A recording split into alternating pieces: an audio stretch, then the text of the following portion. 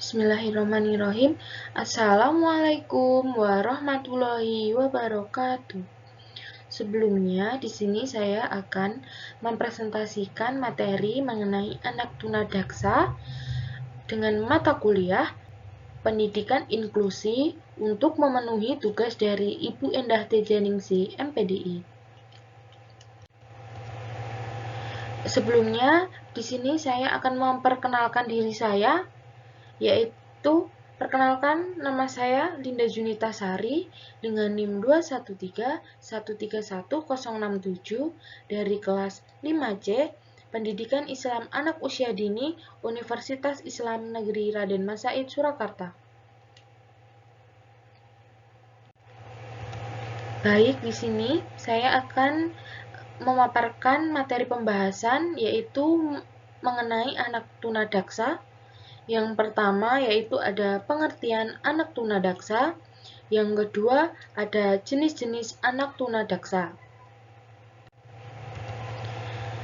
Yang pertama yaitu ada pengertian anak tunadaksa. Tunadaksa merupakan suatu keadaan rusak atau terganggu yang disebabkan karena bentuk abnormal atau organ tulang, otot, dan sendi tidak dapat berfungsi dengan baik. Anak tunadaksa adalah anak yang mengalami gangguan fungsi gerak yang disebabkan oleh permasalahan pada organ gerak di tubuh. Anak tunadaksa mengalami gangguan pada anggota gerak. Namun, pada umumnya anak-anak tunadaksa tidak mengalami permasalahan kemampuan inteligensi. Secara umum, anak tunadaksa mengalami perkembangan normal seperti anak-anak lainnya. Namun, anak tunadaksa tumbuh dengan kondisi tubuh yang bermasalah. Jadi, anak tunadaksa itu anak yang mengalami gangguan fungsi gerak atau organ gerak di tubuhnya.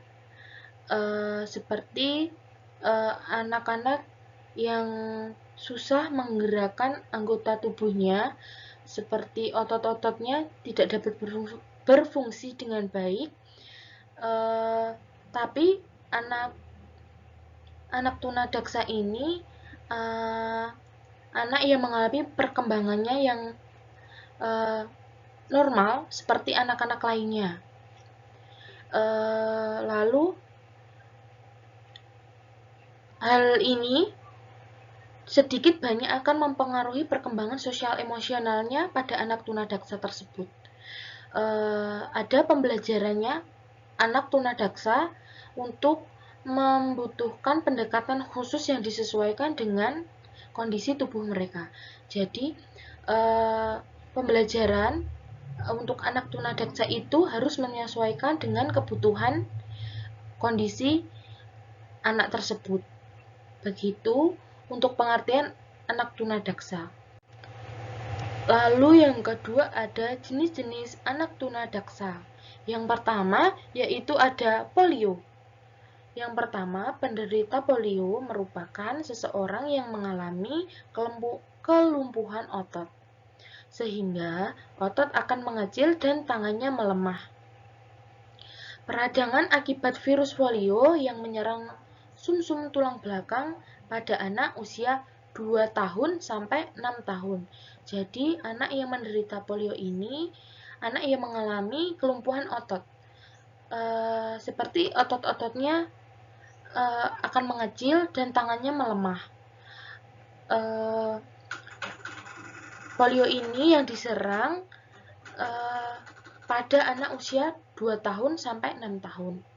Yang kedua yaitu ada distrofi otot. Distrofi otot merupakan seseorang yang mengalami kelumpuhan pada fungsi otot. Kelumpuhan pada penderita distrofi otot ini sifatnya progresif. Semakin hari semakin tidak parah. Tapi tidak ada penyebab yang diketahui tentang penyebab kelumpuhan ini. Tanda-tanda anak yang menderita distrofi otot ini seperti anak yang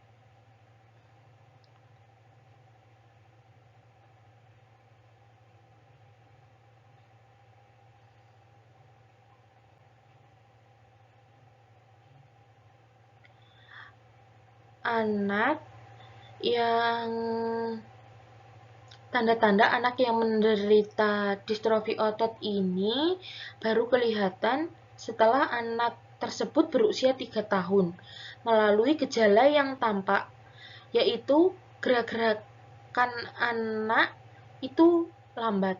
Semakin hari, keadaannya semakin mundur, jadi tidak ada perkembangan pada anak tersebut.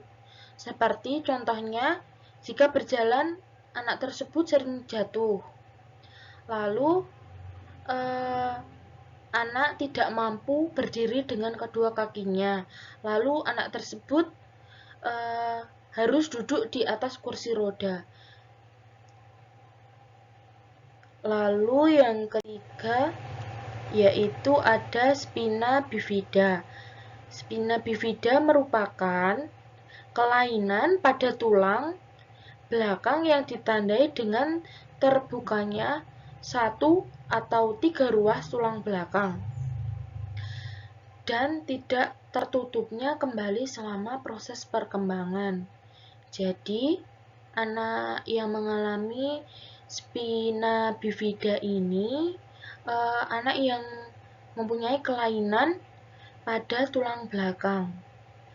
Jadi, ruas yang terbuka itu 1-3 ruas tulang belakang. Jadi tidak dapat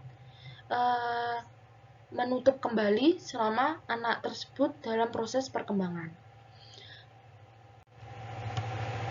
Sekian materi yang dapat saya sampaikan.